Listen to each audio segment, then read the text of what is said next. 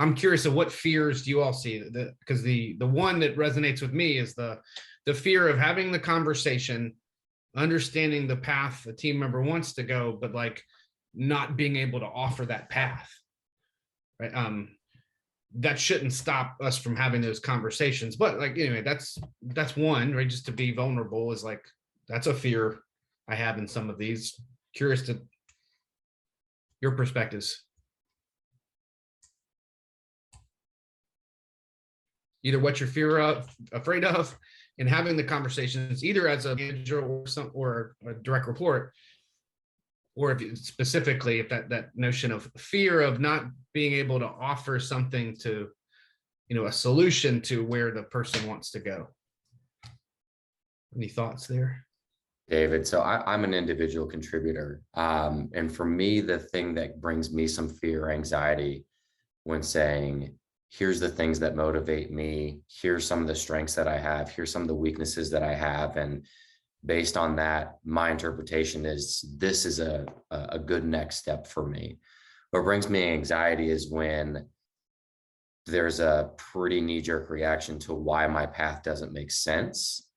And what's valuable to me is to have like a really honest and transparent conversation from the manager to say, hey, I agree with some of these things. What I like about that is this, right?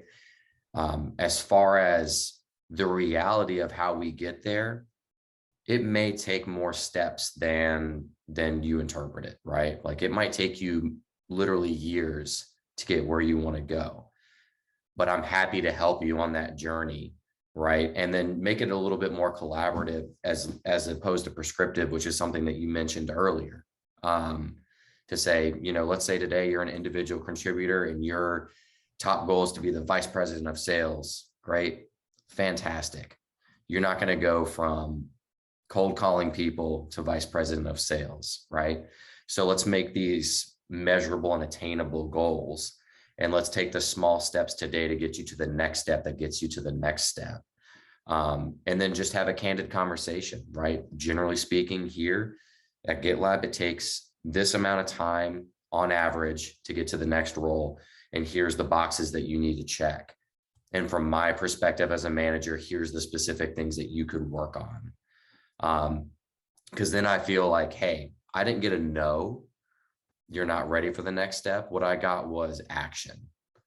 And that for me takes a lot of fear away, as opposed to, hey, I don't think you're ready for that next step, or, hey, I don't think that's a really clear promotion path for you, versus, hey, let me guide you on that journey.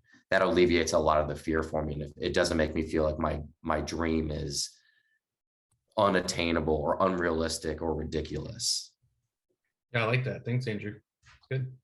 And you said something that gave me thoughts too. I love what you said of, hey, don't just talk about the next role, but like, yeah, then roll after that, just like where you want to head, think about the critical skills you're going to need in those roles, and don't just talk about that next step, because like career developments, right, is much longer term than that. Like that. I think sometimes for me, it's the fear of like not having all the answers. If my direct reports ask me questions and and I want to be able to provide them answers, it's something that I need to work on, like in terms of coaching on a weekly basis. Like I want to know all the answers and I want to help that person by telling them the answer. But sometimes telling them the answer is really best suited in asking better questions and getting them to think more through kind of what they want, while still providing, some guidance, but really, you hear it said where people take more of account more ownership if it was like their idea and they saw it through to fruition. So how can you ask better questions to get them down the path? So just fear of not having all the answers. And then also when Andrew was kind of talking about like the next step and the next step, it reminded me of iteration. And if you don't have the answers, then pause and kind of like, okay, what iterative step did you take forward in this one conversation? So have another one, like the small iterative approaches that you can take to get to the bigger picture.